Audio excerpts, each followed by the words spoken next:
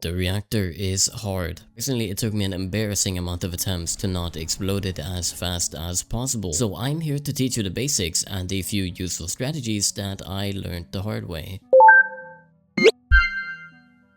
Before I start explaining how to keep the reactor running, let's start with why. The primary goal of the game is to make it to the next shift. This can be done by reaching the power quota, which you can see on the wall in the control room, and safely shutting down the reactor. And as you do, you must avoid causing damage to the reactor, since there's a limit to how much depth you can receive before getting fired.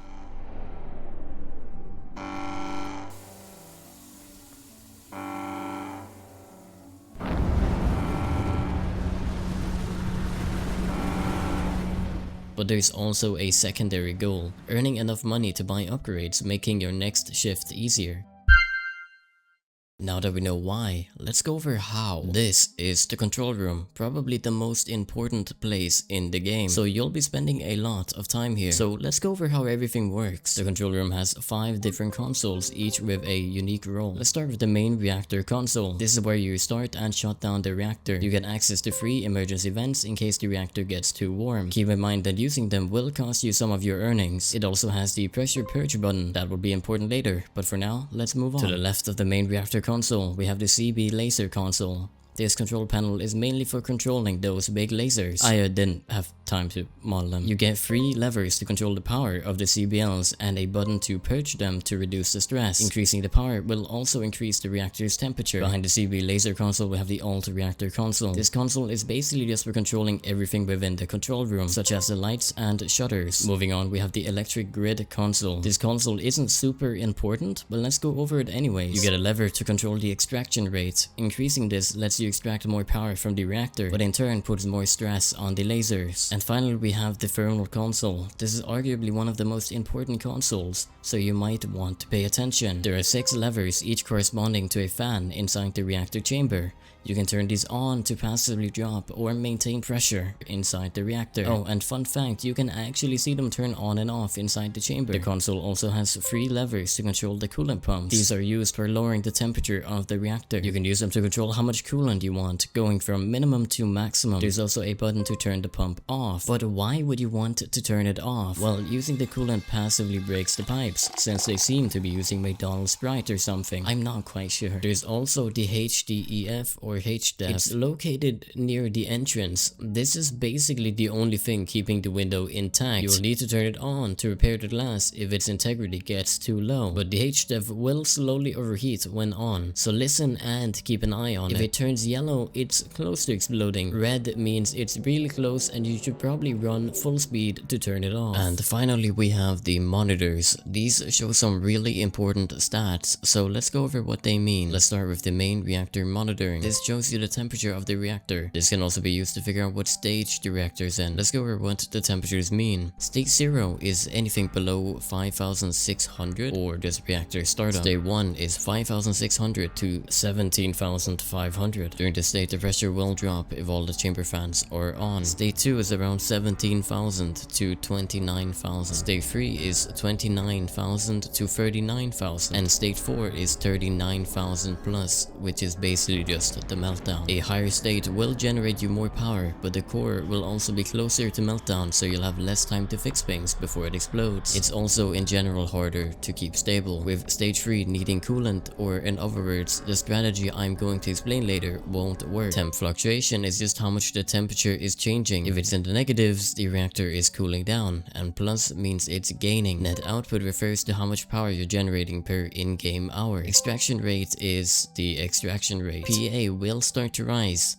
Don't let it get to 100%. You can lower it by either using coolant or lowering your extraction rate. Chamber pressure refers to how much pressure is in the chamber. If it's under 2,200 psi, the reactor will stall. This might sound bad, but it can actually be really useful, since the reactor stalling also lowers the temperature. Later, I'll go over a strategy that uses this. If the number goes yellow, it might be too high. If you let it get too high, the reactor will start heating up too much. Moving on, we have the CPM monitor. This is basically just for monitoring during the big lasers. The power level refers to the amount of power it is set to. The stress level is important to keep an eye on, since if it reaches 100%, it will break. To lower it, you can press the CBL pressure purge button I mentioned earlier. Alright, now that we know how to not blow up the control room, let's move on to maintenance.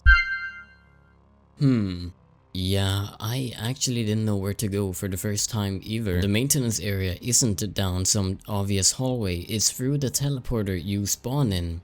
Yeah, that thing. It's not just a spawn point. Right, so when the coolant goes down, this is where you fix it. Once something breaks, you'll need to head to the area with the green alarm. What you'll find is a minigame where the goal is to align both sides to the gray square. It's pretty simple once you get the hang of it.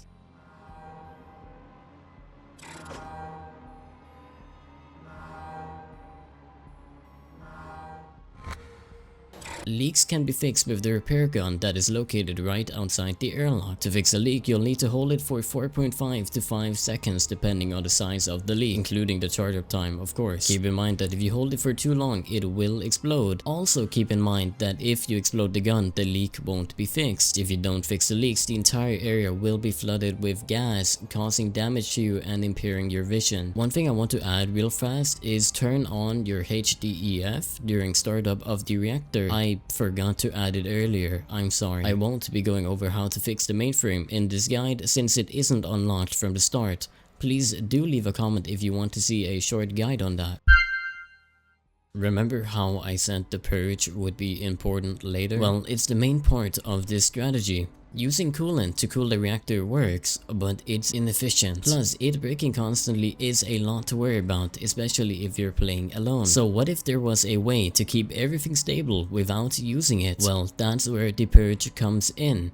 If you use it at around 4000 psi, the reactor will temporarily stall for a few seconds, which also lowers the temperature a bit. Then you just wait for the pressure to reach 4000 psi again, and repeat. But before you can enter this loop, there is a tiny setup. First, set the extraction rate to minimum, then turn off all the coolant pumps. After that, press the purge button, and finally set all the CBLs to max. Wait for the reactor to reach around 25,000 Fahrenheit, or the pressure to reach approximately 4000 psi. Then set all the CBLs to minimum again. Then cause a stall out by pressing the purge. Only after that, purge the CBLs. Now you can simply wait for the pressure to reach around 4000 psi and press the purge again. After that, you can just purge earlier to lower the temperature of the reactor until you can safely shut it down.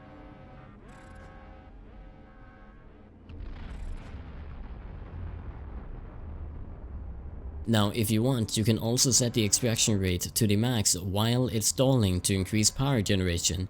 Just keep an eye on the PEA stress. Another strategy is having friends. If you have a friend, one of you can simply stay near the coolant and immediately fix it when it breaks. This lets you use the coolant whenever you want without having to worry. You can also do this while playing alone, since the difficulty changes depending on the player count.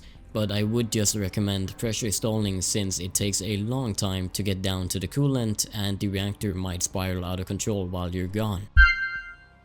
Anyways, that's all for this guide. Thanks for watching, and normally I would ask you to subscribe, but guides isn't what my channel mainly is about. So instead, I will ask you to subscribe if you enjoyed the editing, since the editing will stay consistent through all my videos. And maybe subscribe if you want more guides. I might make another one. Oh, and sorry for not posting for a while. Still, thank you for all the support on the Reactor video. It's literally insane. And also thank you for 1000 subscribers. I've already made an announcement in my Discord server, but it's still so crazy and I want to thank you guys again. Anyways, that's all for this video, and I'll see you next time. Bye.